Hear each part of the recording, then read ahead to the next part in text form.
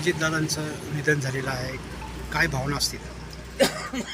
महाराष्ट्राला खरं जर म्हटलं तर फार मोठी नेतृत्वाची पोकळी निर्माण झाली. अजितदादांचं काम, प्रशासनावरची पकड, संघटन कौशल्य आणि विकासाभिमुख नेतृत्व दादांसारखं होणे नाही. खरं जर म्हटलं तर पुढच्या अनेक वर्षांमध्ये दादासारख्या नेतृत्वाची गरज ह्या राज्याला होती, पण हा दुर्दैवी अंत राज्याच्या प्रगतीसाठी फार हानिकारक आहे.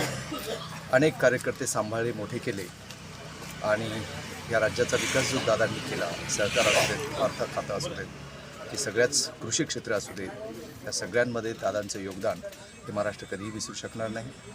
दादांना भावपूर्ण श्रद्धांजली अर्पित करतो.